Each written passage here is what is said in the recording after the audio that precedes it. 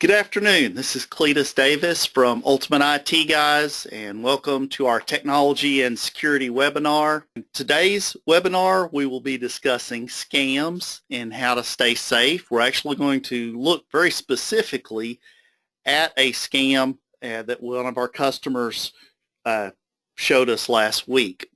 What is a scam? Well, a scam is when someone's trying to trick you into giving up money, information, or access to something.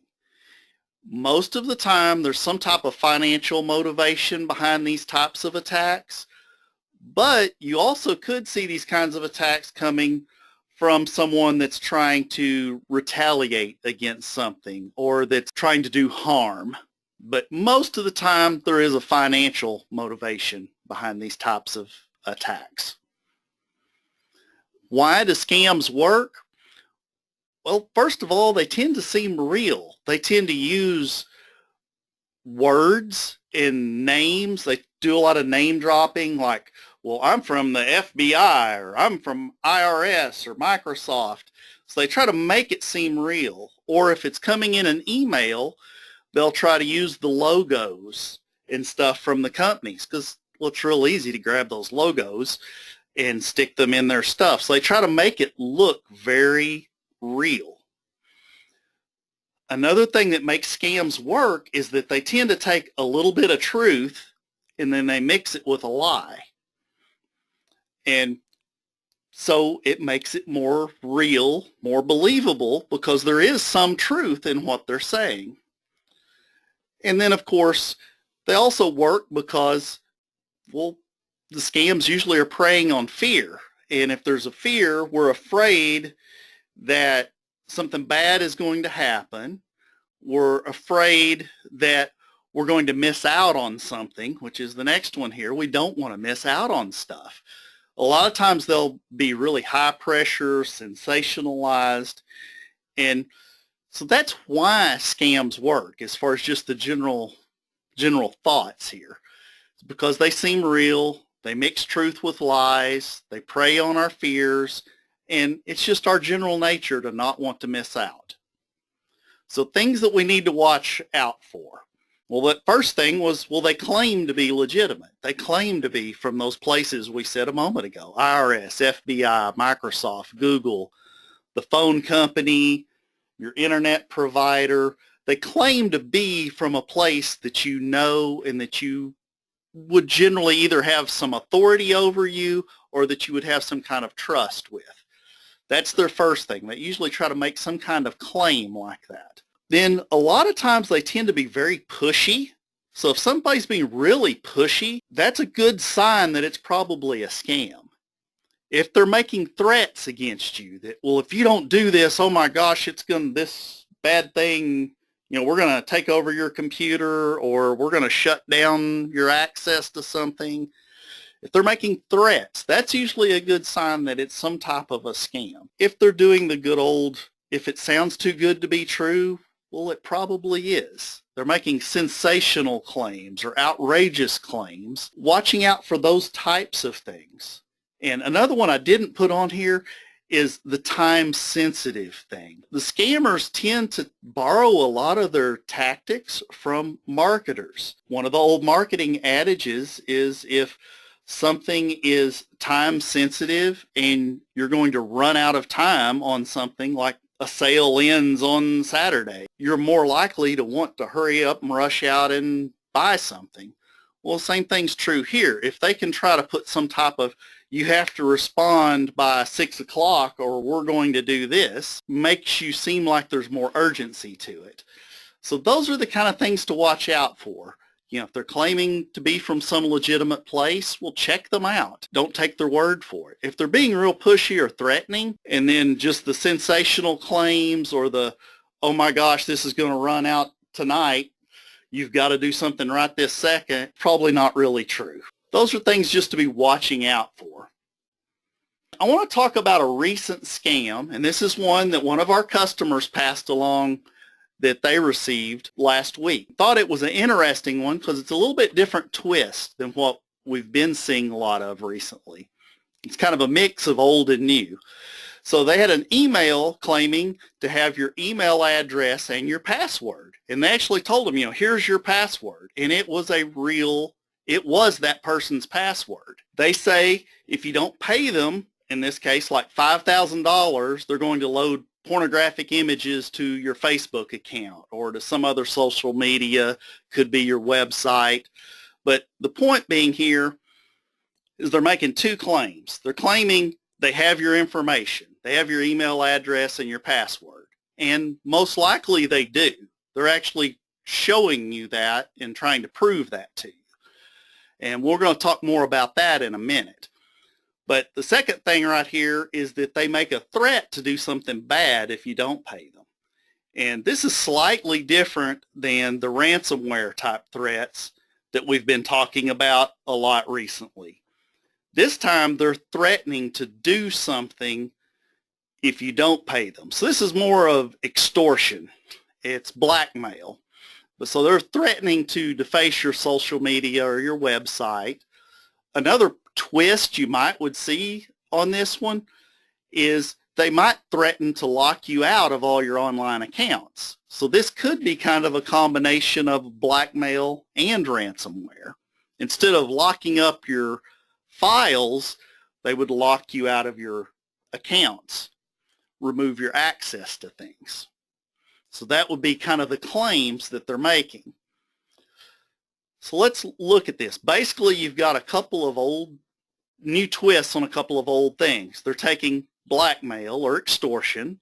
They're mixing it with a little bit of the third-party data breach information, and they're attacking your online access. So they're kind of mixing and matching their things here.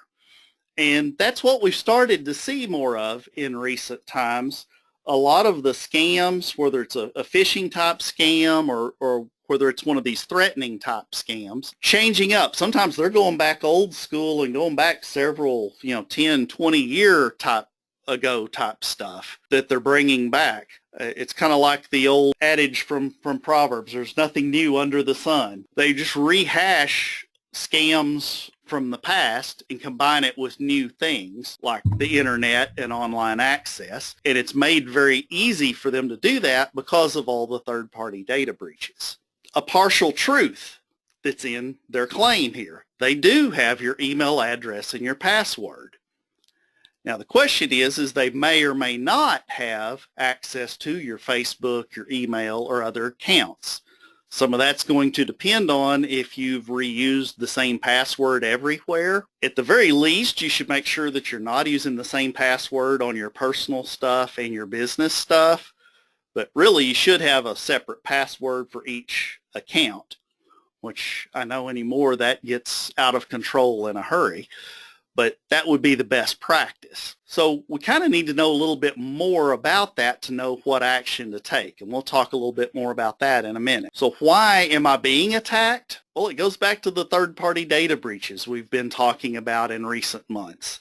If any of you have been on our previous webinars or if you've heard me speak at one of the conferences this year, over 73% of the people in the U.S. have some of their information for sale on the dark web.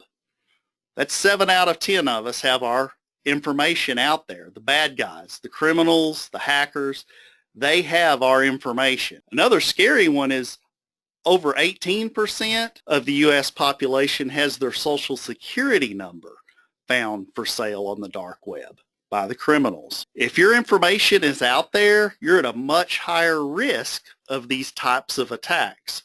Whether it's this blackmail scam, whether it's a phishing attack where they're trying to get more information out of you, identity theft, ransomware, all these bad things you're at a higher risk of if your information is out. 81% of the hacking-related breaches use stolen or weak passwords. That information that the bad guys got off of the dark web that came from these data breaches from places like Yahoo and Experian and Equifax and just on and on. There's so many of those places have lost your information to the bad guys. 81% of the places where they're going in and using that to attack people, it's because of stolen or weak passwords. The The point is if your information has been stolen, you need to know about it and you need to take action on it to make sure that you're protected again. Targeted attacks because of third-party data breaches. Again, you are at a higher risk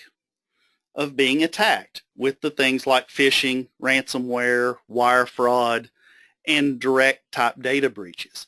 They're coming after you because they have some of your information and they either want more of your information, they want access to your systems, or they want money. Those are the three things they're generally after, and you're at a much higher risk if your information, if you're in that 70% of the people that are out there. Our stats show that you're at risk, and we know that free email is dangerous. We've talked about that previously. You need to know if your information is on the dark web. Don't reuse passwords. Those are kind of the takeaways about things. So let's look at how to stay safe from these scams, because most of these are, like it says here, an email type threat, but it could even be a phone call even. You start with the basics. You're properly patched. You've got good antivirus. You've got a good backup. And those are things I think most of you guys are probably doing because most of you are on maintenance with us. And then we start from there, and then we add some of these other things like dark web monitoring. You need to know if you're a victim of a third-party data breach. And we can even do just a quick checkup for you just to see if your information's out there right now so you can take action to fix what's wrong right now. The monitoring is more of an ongoing thing where it's constantly checking to see if there's anything new showing up out there about you. But at the very least, have us do a checkup for you so we can see if your stuff's out. You need good business email that has filtering and scanning. The best way to prevent a lot of these ongoing threats is to stop this stuff from ever getting to your inbox. If it's not in your inbox, you can't accidentally click on it. You can't fall for it because it's not in your inbox to begin with. It's not there for you to read. And then the other just good old-fashioned low-tech thing, don't trust anything. Verify everything. If somebody claims to be from the phone company, call the phone company's customer support. Don't call the number that they gave you because that's probably not really the phone company. Things like the IRS, they're not going to call you or send emails. They will send a registered letter or they will send someone physically to your office that would have proper credentials. That's how they work. Pay attention.